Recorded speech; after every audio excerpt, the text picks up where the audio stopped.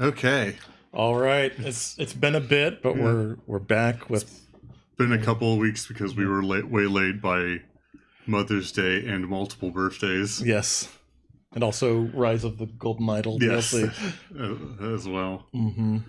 But yeah, we're gonna do a part 2 of me speculating about the 2XKO roster, how each champion's chances of making the game stack up.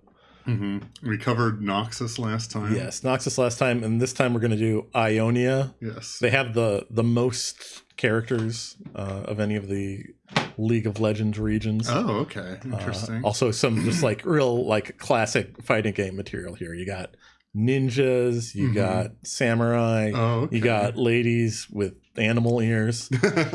Okay, so all of them are from Ionia. I think most of them are. There's a few that aren't, but I think even the few that aren't, like there's this bunny girl, Aurora. She's Freljordian, but I think she might be from Ionia recently. I'll have to double check the lore. I meant the characters that we have in Ardian that you pointed out. Ari, Yasuo and Akali. Yeah. From Ionia. Nice. Yeah. We talked about Akali last week, since I think she's going to be in the base game roster, so we won't cover her again this week. I will say, with Ionia, I'm kind of grading on a heavy curve, just because like you could easily make a fighting game roster just out of Ionian characters. Interesting. So like characters I would have in the least likely or lean no tier for Ionia might be like higher tier for other regions. Yeah. Another thing, I leaned kind of waifu-ish last week with like the characters I think in the base roster, Blanc and these two. But with Ionia, we're definitely going to Husbando Town. Oh, awesome. There's a lot of very, very strong Husbandos coming up. Awesome. One thing I did want to address, we got some comments last week about regions, particularly like someone said that Annie could have been included in the Noxus thing. And that's probably true. It looks like I was reading up on her lore again, and she does seem to have like a Noxus connection in her lore. I'm going by this site, League of Legends Universe, for where I'm putting things. They don't have her under Noxus. I'm not quite sure why. It might be because they like updated her lore recently and just haven't fixed it yet. But I know this site has some like contradictions in it. Oh, okay. But I'm just gonna kind of stick with it for consistency. I think Alistair also is another character that like should technically be from Noxus, but they don't have him listed under here. We'll get to both Annie and Alistair when we get to just like the general, whichever one they show up in under that page. Yeah, they just show up under like the they have a section for champions that don't have like a specific region for them, like Fiddlesticks isn't really tied to any one place. So that's just like a general Runeterra. Okay. But yeah, we'll get around eventually. But I guess here we go. First up, a pretty new champion here. I don't recognize this. That is Hui. Hui is in Final Fantasy XIV terms, Hui is a pictomancer. Okay. He's a painter who has painting powers. Okay, there he is. Got a big brush there with some paint on it. He's also really like, when he first came out, people thought he was going to be like the most complex character that League had ever added and like be very hard to play. And I think that was generally a little overstated. Like the way Hui works in League is that he paints like these subjects like disaster, serenity, or torment. And then after he paints the subject, like these three change to 3 different abilities. Oh, okay. So like he essentially has like 9 basic abilities and then his ultimate. But once I think people like figured out, how to play him, that you just essentially have to do like a 2-button combo for each ability. I think so fears of his complexity went down. So if you press the button for subject disaster, does that turn all 3 subject buttons into different abilities then? Yeah. Okay. And then I think there's like another button you can press to like back up if you don't want to use that ability. It might be something with his ultimate, but I can't remember exactly how it works. But yeah, disaster is like offensive abilities, serenity's support, I think, and Torment is like crowd control stuff. Okay, that makes sense. But yeah, I think Hui has like pretty good odds to make the game eventually. He's got a really cool visual style. His weapon's very unique. He can do a lot of cool paint effects. I think the knock against him is that he's just like really new. He only has 2 skins. I think he came out like 2 years ago at this point. Also, I think it helps that like, look at that. He's a very pretty gentleman. Pretty dreamy. But yeah, I think like give him a few more years and like he might like have a pretty good shot. So I put him in my lean yes tier. Nice. Okay. But next up, a much bigger name, a classic character, Aurelia. Oh, yes. Fancy. I say new artwork. I think this has been her artwork for like probably like 8 years or something. Okay. Since she got she did get like a redesign. I remember that. They focused much more on her like controlling these like telekinetic blades.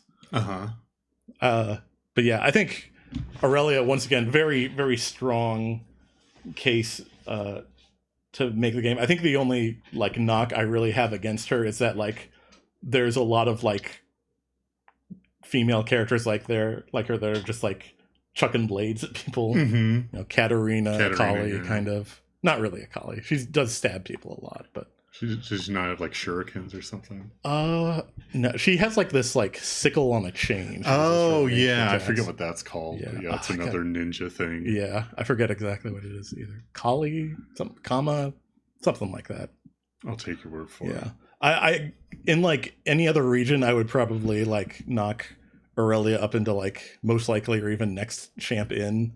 I have her in lean yes just because like I think like Ionia just has a lot of champs I'm putting like really high up. Oh, also I'm gonna do like, just because of the size of Ionia and how strong their roster is, I'm doing 4 for most likely this time around. But yeah, I have Aurelia and lean yes. I think there's a lot of fun stuff you could probably do with her. Like she's very like her big like unique thing is like I think her dash mechanic. You can like chain dashes together. Oh, and that's definitely something that like shows up in fighting games could occasionally. Translate to.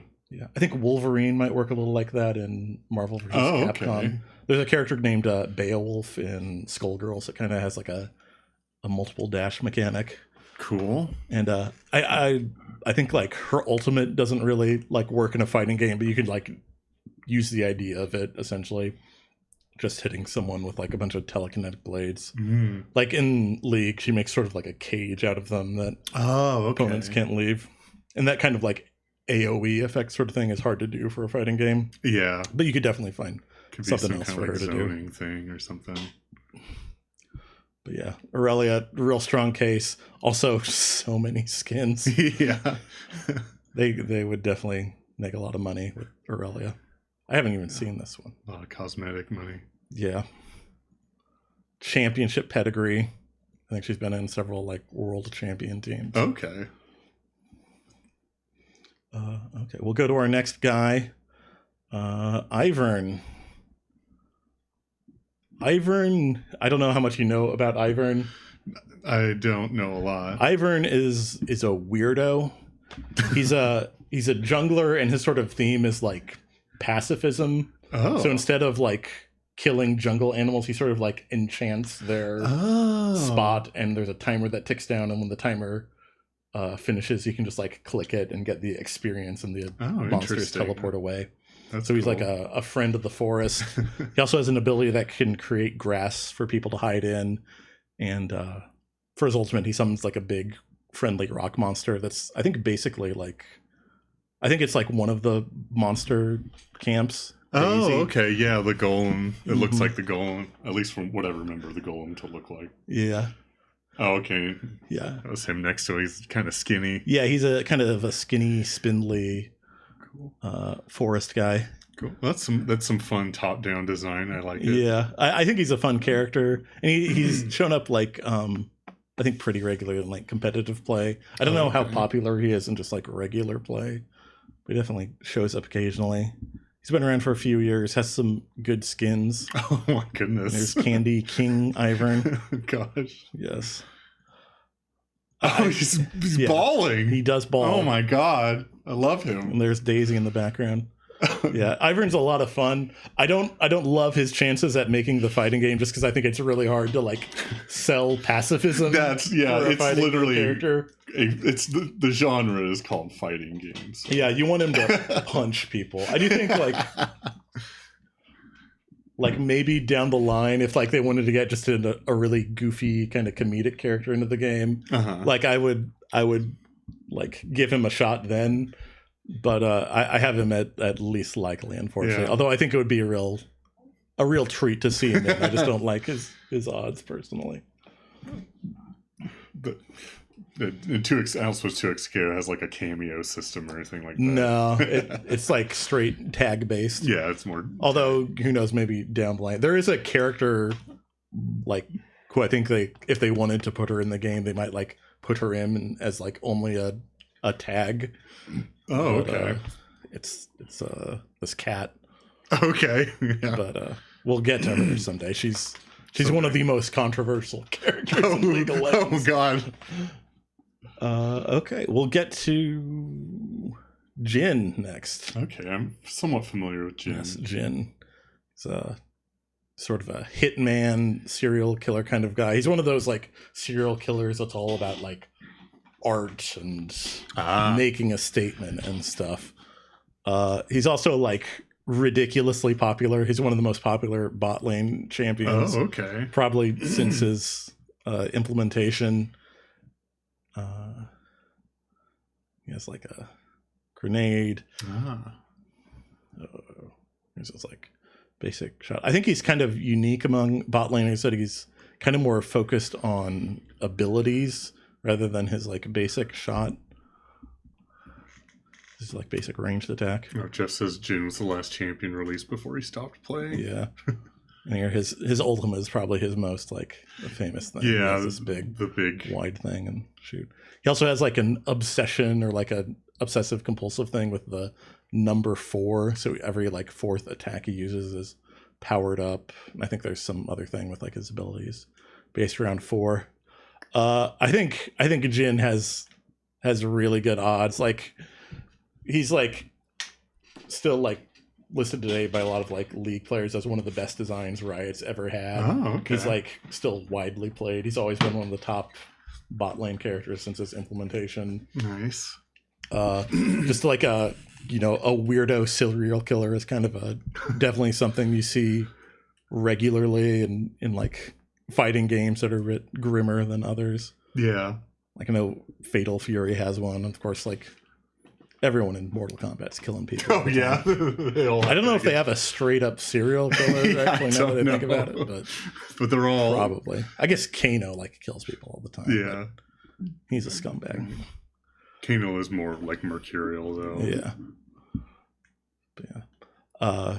Other thing about Jin, I think the interesting thing about Jin is I think you could really kind of expand like what his moveset, like how it like illustrates his like character. Like since he's kind of limited to being a bot range character in the League, he's very focused on ranged attacks. But like, you could like bring other weaponry into his kit to really kind of sell the like artistic serial killer vibe. Yeah. But yeah, I like Jin a lot. I think he's one of my most likely for Ionia. Cool. Also, cool mask. All right, this is the one Jeff shit talked last week. Karma. Karma's been around for a bit. I think she's like one of the leaders of Ionia now. I think her lore's shifted around a few times. And Ionia's lore has shifted in general because they're like in the process of resetting the League of Legends time frame at the moment. Oh, really? Line up with Arcane more. So okay. I'm not quite sure what the current status is. Interesting. But also, she got like a big rework like a while ago. She used to be like just kind of deeply unpopular until she got reworked into something more functional. And now I think she's like, she sees regular play. I still think she's kind of pretty boring, which I think hurts her chances at making the fighting game. She's like a support mage. Okay. And her big gimmick is that instead of having a regular ultimate, she has this ability called Mantra, which just like soups up like the power of her other 3 abilities. Like gives them bonus effects. But like even then, like That's something you could definitely do in a fighting game, Yeah. but it's not very exciting. Like there's characters that do that sort of thing all the time that have like a move that just like soups up their other moves. Yeah. And like her basic moves aren't very inspiring. There's a basic fireball. There's this chain that can stun them, and there's a shield. Like she would work fine as a fighting game character, but I don't think there's anything particularly exciting about her. Very basic support toolkit, it seems. Yeah.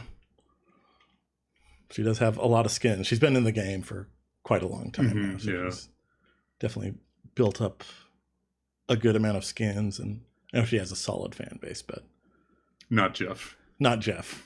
Jeff's a hater. But yeah, she's one of my least likely. Yeah, that makes sense. Ionia. Who's next? Oh boy.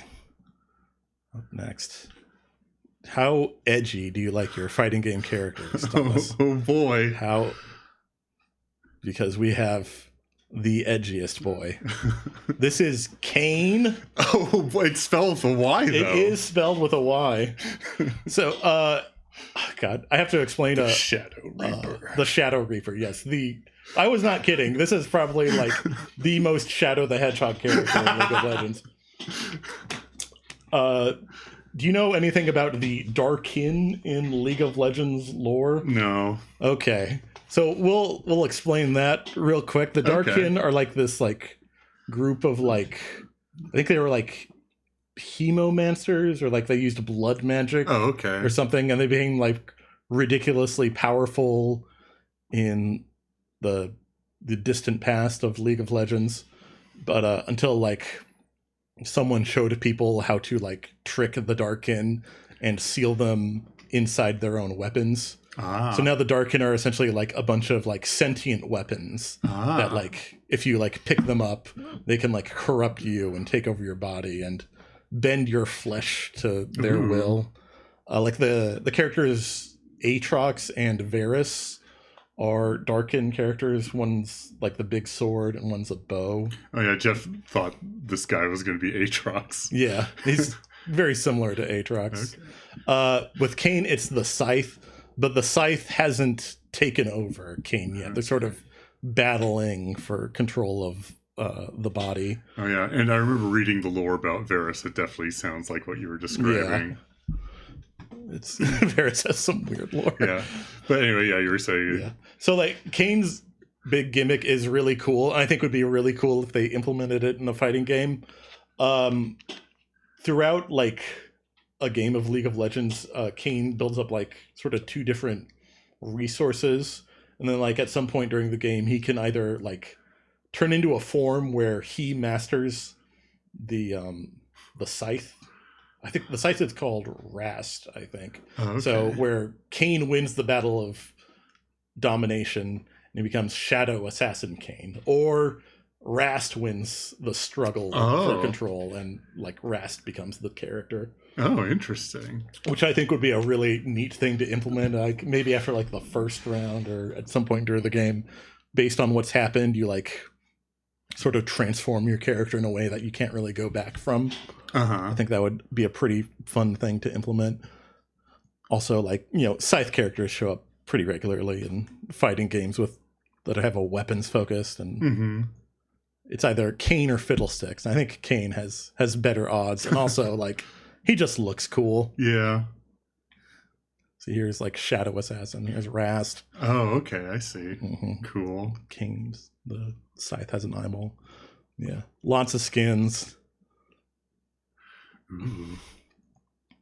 But yeah, I think he's also like, he definitely has like an audience. Yeah, I'm sure. He's the edgy guy. But yeah, Kane is one of my top picks. I almost had him as the next one in, but that was a hard fought category. But I'm putting him in most likely. But one more question. Can I fix him? You can try. I'm sure many people are down to try. Okay. Next up, Kennen, our little guy.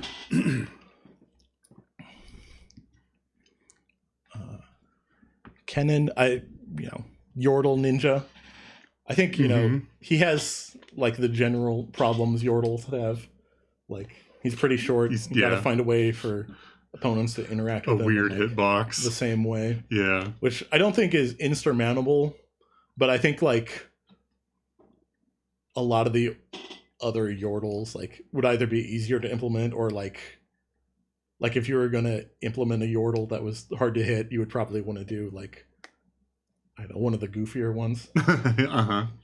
Like I think a Yordle either needs to be like big enough to hit so they're more of a regular character, or if you're gonna keep them small, you need to be like a goofy troll character, like Neko Arc from Melty Blood. Oh, okay. Just a very silly guy. And if they're gonna do that, it's probably Teemo. Oh yeah. Yeah. So I don't think Kennen is impossible, just because I think like he's kind of like League of Legends version of like a Yoda character, you know, small master guy. Yeah. Zipping around with electricity. But I don't think there's like anything really about his kit that also like screams like it would be really interesting. Like, and also like his big like mechanical thing is turning into a ball of lightning that makes him even like harder to hit than a normal Yordle. So he's my longest shot for Ionia. That makes sense. Yeah. Let's go Lee Sin. No, Jeff says he's a very boring character. He is kind of. Yeah. I know he's like the one people play in top lane when they don't want to like. They want to play like keep away from the big brawlers. Oh, okay. But yeah, so I know he like a lot of people don't like him for that. But yeah, he doesn't have like any really exciting or unique abilities. He like turns into a lightning ball and throws shurikens and has like an AoE lightning thing. Like this is his big thing. Ah, I see. Just slapping people with lightning. But yeah, I think they even have a Yoda skin for him. Swamp Master Yoda. Yeah. No copyright, please, Disney. Next up, another classic champion. Oh yeah, Lee Sin. Lee Sin. Possibly the most fighting game coded character in the League of Legends roster. Extremely. Like okay, where is it? It's not traditional. Here it is.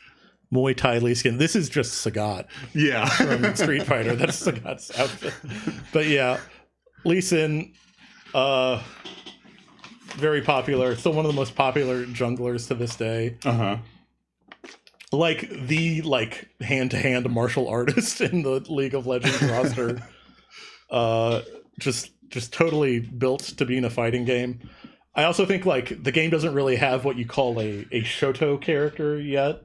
Like people use Shoto to describe a character like Ryu or Ken or Akuma in Street Fighter, who have like the standard cool kit is a fireball, a dragon punch, and a hurricane kick. It's basically a projectile, a move you can use as like a reversal to get someone off of you or use on wake up, and then a move that lets you get in on the opponent or like skip neutral a bit.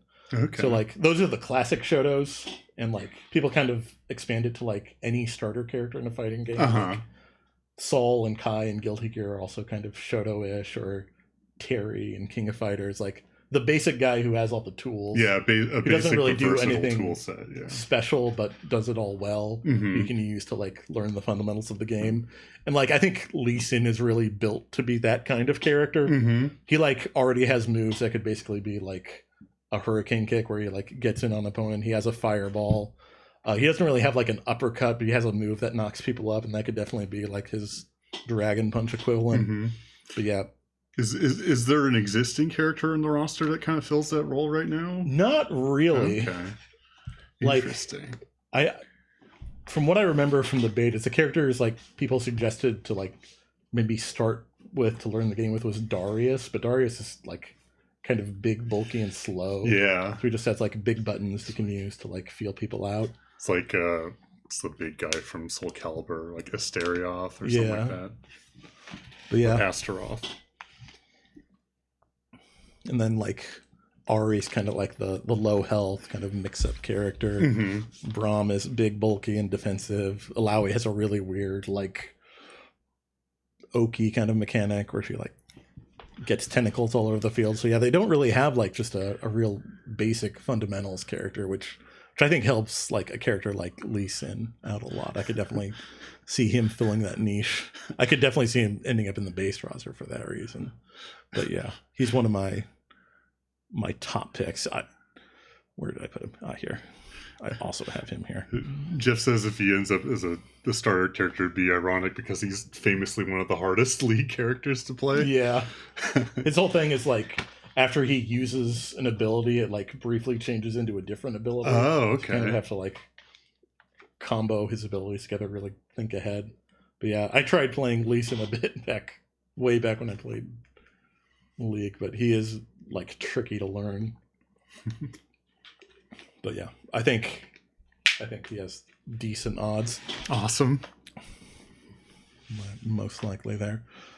Lilia. This is another one you probably don't know. Yeah. Lilia's a fawn, I think is the term. Oh, okay. So deer lady, but not like a Mr. Tumnus fawn. She's got 4 legs. It's like a centaur. Yes, deer centaur, basically. Uh-huh. She got added. She's been around a bit, but I don't think she's ever been like hugely popular. But she's definitely like she's solid. She's cute. Mm-hmm. She's a jungler. She's not super tricky to play, so she's like pretty easy to pick up. Her like big mechanic is like whenever she hits an opponent, they have this like seed above their heads, and then she can use her ultimate to put anyone with a seed above their head to sleep. So if you're smart with it, you can like get a lot of crowd control off on a crowd. Lilia, I think like if they want to get a character in the game who has an unusual amount of legs, I think she's one of your top picks because like a lot of her moves I think would be easy to implement. The sleep mechanic maybe not, but like other than that, she's got like just nature mechanic and hitting people with a big stick. She's got some fun skins, like she'll be creepy sometimes, or she's like a cute sheep. I don't know what's going on there. But like, you know, 4 legs is tricky. I think she has a better odds than like Hecarim, for instance, just because she's kind of small, so you can still like pick her up and throw her, and knock her around. The only 4-legged fighting game character I can think of is Motaro, and he's definitely a gimmick. He's only playable in like in one game, Mortal Kombat she's, like, trilogy, broken, in where that he's game. a meme. Yeah. There is one other famous 4-legged fighting game character who we'll get to. We'll talk about them when we get to Shurima, because there's a character who might be similar, and there's a couple like no-legged characters, I guess, like Arachne from Blaze Blue is just like a blob. Okay. And there's like Shuma Gorath from Marvel vs. Capcom, just has tentacles. But even then, tentacles are basically legs with no bones. So, but anyway, if I was making a tier list of 4-legged characters, Lilia's at the top. But for now, I have her least likely. Just hard to implement those characters, especially it like would take too much effort and resources when there's so many other candidates you could plunk in more smoothly. Yeah, that's the thing. Like NetherRealm said about Motaro is like they could do it, but in the time it would take them to make him work, they could do like 6 more characters. Yeah. So, maybe. But I think with characters like this is like maybe down the line if they want to do something really unique after they've already got a good, well-rounded cast. Maybe then, but not right away. Next up, another classic. I skipped him. Where'd he go? Classic Ionian character, Master Yi. One of like maybe the first characters, like maybe a launch character. He was like the original sword guy. Oh, okay. Now, unlike Lee Sin, who wears a blindfold, he has many eyes. Yes, I don't know what's going on with the mask, but it's his most like iconic feature visually. I think like Yi has a similar problem to like Scion we talked about last time. Where like there's already like a cooler version of this character in the base roster. Definitely. Like, I think like Yasuo's kind of sitting in his spot. Yeah. And like I think Yi's also kind of hurt. Like his moves are like a very basic. Like he has a dash that's like cut with sword. He has like a healing ability, which like you have to be very careful with healing abilities in fighting games. Absolutely. He just has like a damage steroid, and then he has like a movement. The damage buff. Steroid, is that like the it's just like he buffs his own attack. Nice.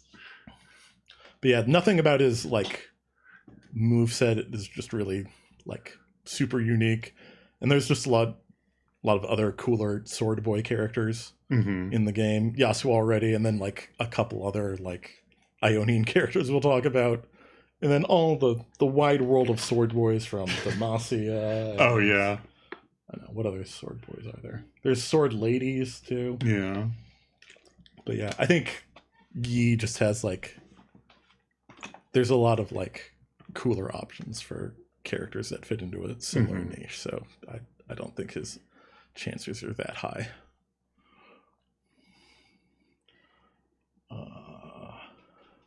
Who is next? Oh, Rakan. One of the lovebirds. Zaya and Rakan. I don't know. I've heard people use that nickname for them, but I don't know if that's official. But they're like bird people. They got added to the game at the same time. Simultaneously. There are a couple. Like Rakan is a support character in Zaya's bot lane damage. Yeah. And they're kind of designed to be played together. Yeah. I think for a while they even got like a really small, almost cosmetic buff if they were on the same team. But I don't know if that's still a thing in the game. But like they show up together in all their and their splash arts. They're almost always paired in skins. Yeah, and when one gets a skin, it's almost always the case that the other one gets. I guess not that one for some reason, but back then. It does beg the question, like, can you just put one of them into this game? Yeah. I guess, of course you can, but would you? Yeah. And I think, like, especially with a tag game, maybe you could do something interesting with, like, two characters that are kind of, like, designed to support each other. Especially since, like, you can play with multiple people in 2XKO. But that is, like... It's also, I'm not sure, a road you really want to go down because, like, part of the fun of tag games is just, like, figuring out new teams. Yeah, and, putting like, together different comps and stuff. So, and, like, forcing you to fill one of those slots if you pick one of those two. Yeah. And I think, like, then in that case, like... are Zaya and Rakan like interesting enough, like visually or mechanically, to justify roster slot? I think Zaya has a better case than Rakan because she has like a mechanic where she kind of like leaves feathers behind on the battlefield and can like call them back for bonus damage. Yeah, I remember that. But I think Rakan is like, I always have to like remind myself what his kit is because like it's just a very basic support kit. He has a lot of movement, I think, is the thing that really makes him unique. He can just kind of like dash to people to help them out. And I think I remember him being a pretty popular support for a while. He still gets played quite a bit. Yeah. Not as much, more than Zaya, actually, I think, these days, because like bottom lane is very fiercely competitive. But yeah, I kind of, for Rakan, I kind of lean no, just because like I don't think like he really has anything to make him stand out without that connection to Zaya. And I don't know if you want to like put the both of them in the game together. I guess since we talked about Zaya, we can also do her right now. I also have her at lean no, but I think she has a little bit of a stronger case than Rakan, just because like the feather mechanic could be kind of unique. X comes after V. That's how the alphabet works. Oh yeah, just saying you probably wouldn't implement implement them in the game if it like required that sort of design. All right, up next, I talked about him a bit last week. Set is a cat boy. I'm pretty sure he's a cat boy. He's some kind of Vastayan, I think is the word for the animal people in the league. But I have a hard time telling what his ears are because his art is so dark. And they don't always show up in his art. He also might be foxy. Tail's like kind of foxy. He could be whatever Aubrey is. Yeah. It's hard to tell because there's no like solid rules for these characters. Like the birds are also Vastayans. Nami, the mermaid character, is a Vastayan. Okay. But yes, Set. I talked about him. There's a good picture of his ears. Those look kind of yes. This is a great picture for that specific reason alone. Yes, this is also like one of I think Set's big selling points. He has quite the audience. Set is like the bad boy with a heart of gold character. Wonderful. He was a pit fighter who like became the boss of his own criminal organization. Now runs the pit fights, but he has a soft spot for his mama. Oh, good. Nice. He's a nice boy like that. Also, I mentioned it last week. He like really feels built to be the grappler type character for this game. He's just picking up and slamming Cho'Gath down. Yeah, he's suplexing Cho'Gath right there. Also, he has this kind of unique ability where like he like alternates between his left and right fists for his basic attack. Oh, okay. And like they have different properties, which is something that's cool. Like maybe find a unique way to implement. Yeah, that could be an interesting design avenue for sure. Yeah. Let me see. Where's the one I want to see? Oh, this is the one move I want to see them give him if he makes the game. Oh, he just picks up and slams two people together, especially in a tag game. There's got to be a way you can make this work for like one of his super moves or something. You'd like grab somebody, and then somebody in the like tag. Yeah. Somehow do damage to your off tagged partner by just slamming them together. But yeah, Set was my closest to making the base roster last week, so he's my next one in for Ionia. And he seems pretty popular too. Yes, I don't think he shows up a ton in pro play, but yeah, he's widely played from what I've seen in just like regular play. And as could be guessed from the amount of skins they've given him and the amount of time he's been in the game, he's done well, and he's always dressed like this. Yeah. I don't think no one wants to draw this guy wearing a shirt. I was gonna say, is there any skin where all of his torso is covered? I don't believe so. Next up, the classic ninja, the most ninja-ass ninja in the game, Shen. Yeah, he's an older character. Yeah, he's been in the game a while. I think like the big case for Shen. Look at him. He's so ninja-ish. Yes. The knock against him I have is like I don't think his kit really feels very ninja-y. They've given him some stuff like that kind of like makes him a bit more like offensive, I guess. He has like this ability to summon like spectral swords now and like, toss them at people. But for the most part, he's like a big tank character. Like he's very tanky himself, and he can like teleport in to shield people. So he's more of a bodyguard character, which doesn't feel super ninja-ish to me. Yeah. But that said, he is still like a cool ninja, and like he has a Sub-Zero skin. I think he used to have a Scorpion skin as well, but maybe I'm misremembering. Oh, it looks Scorpion-like, yeah. Yeah, the yellow jacket, of course. That. And Searchin. This is the one I see all the time. Oh yeah, yeah. Especially because like there's Nurse Akali as well. Yeah, and I assume Kennen has a medical skin as well. Ambulance driver Kennen or something. Something like that. But yeah, I do think like one thing I have against Shen is like I think like in terms of the ninjas, I think like I like Akali getting in. Yeah. I also think we'll get to Zed in a bit. I also think like Zed might have a bit of a better case. Oh, is he also a ninja? He is also a ninja. He used to be from the same order as Shen, but like betrayed them or something. So I do think like Shen has decent odds, but I think like the other ninjas like just have slightly better cases. So he's one of my lean no's. But you know, that's the Ionian curve at effect here. Yeah. Like just as it also like, just looks like Shredder. Yeah. All right. Well, we've got Syndra. Okay. Spooky lady. She's sort of she's like an AP character. Yeah, she's like another dark mage. Mid lane character. Oh, that's right. She has the balls. Yeah, she throws orbs at people, and leaves orbs behind on the battlefield, and then like she can like pick up all the orbs and slam them into people. Where's the slam?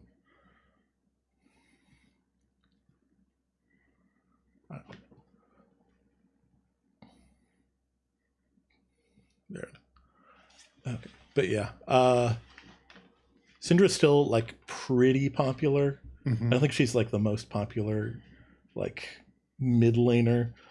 But like I definitely feel like the game needs like some kind of evil mage lady character. Like that's where I have LeBlanc currently.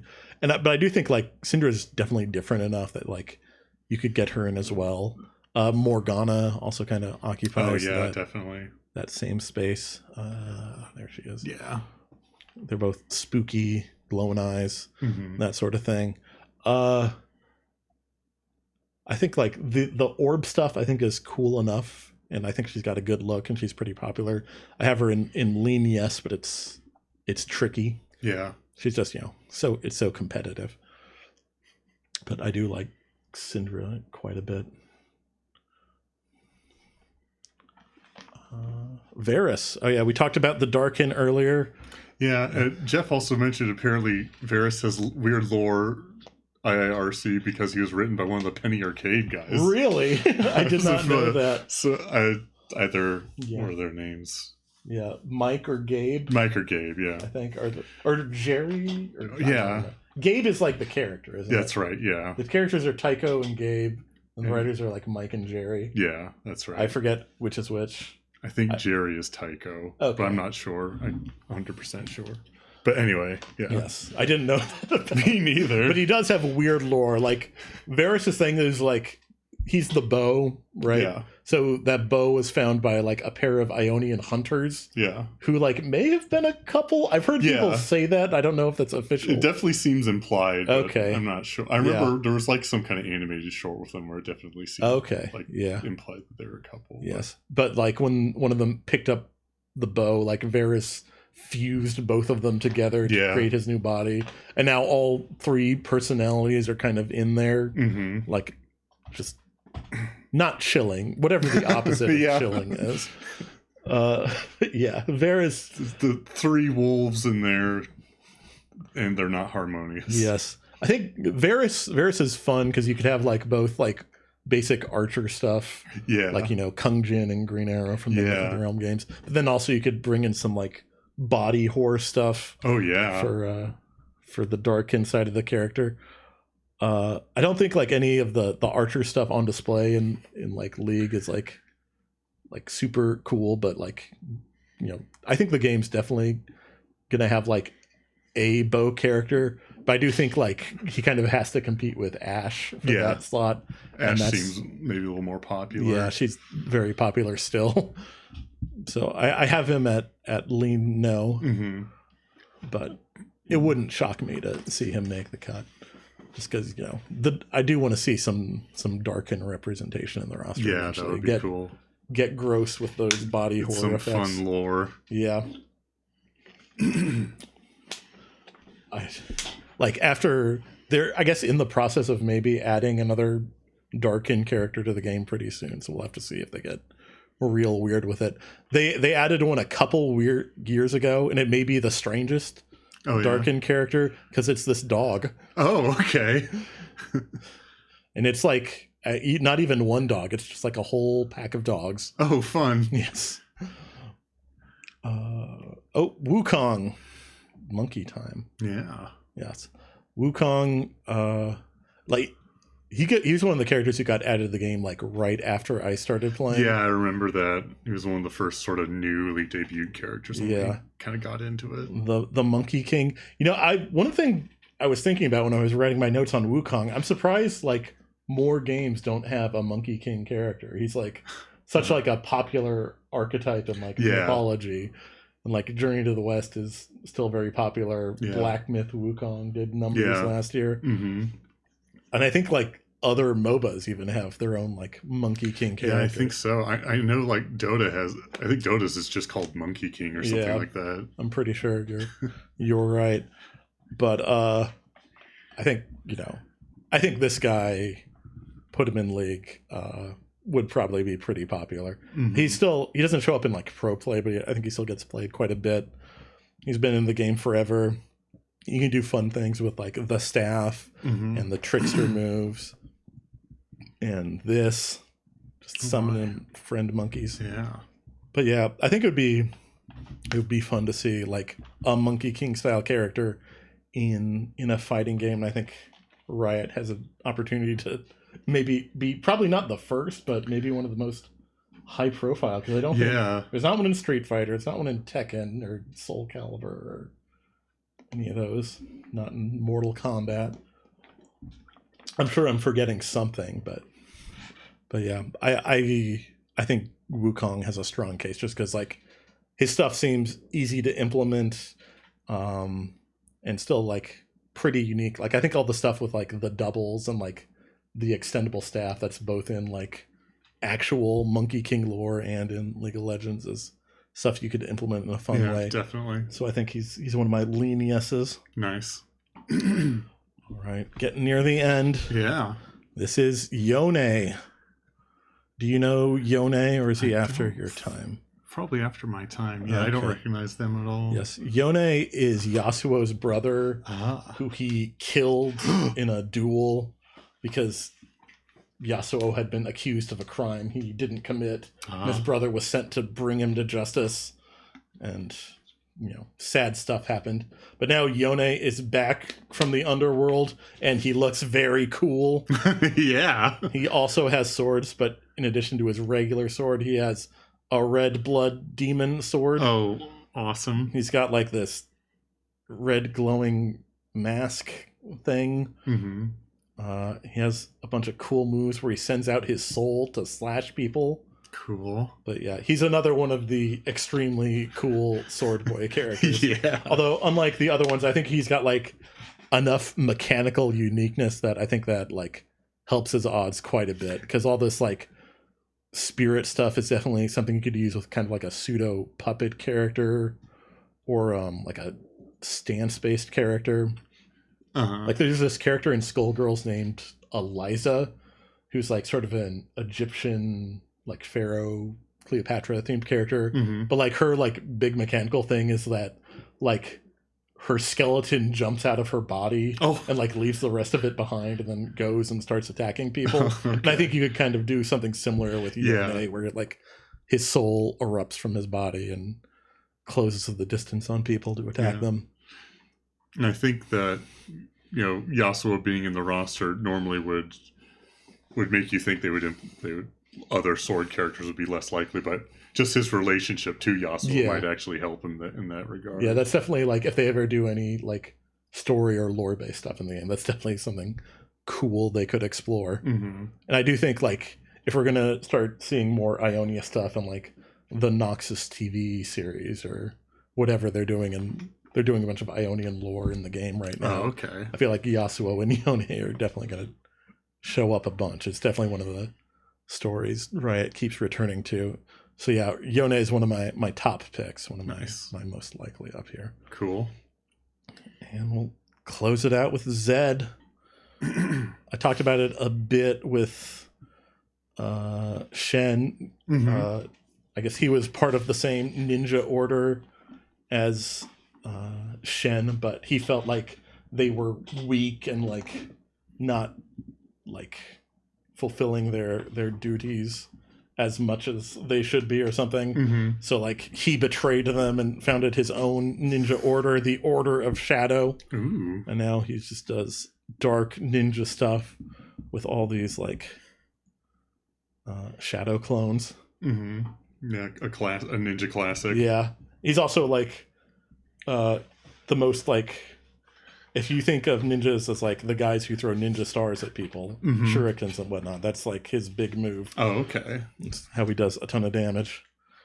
But yeah, I also just like, I think all these shadow moves would be cool to see. Very like kind of Noob Saibot-ish for a comparison, where he's always like sicking shadows on people. Oh, Jeff says, I think it was also lightly implied he used to date Akali, but if they backed off that, I wouldn't be surprised. Okay, yeah, I wouldn't shock me either, but I don't I don't know about that. I think Akali also might have left Shin's Ninja Order, but on slightly better terms, without murder and whatnot. Yes. But yeah, Zed is very cool. Another one of the cool, edgy guys. Yeah. I have him down in lean, yes, but it was a hard cut just because I think all the other guys up here just have real strong cases. Mm-hmm. But yeah, it would not shock me to see him make the game eventually. But that'll do it for Ionia. Nice.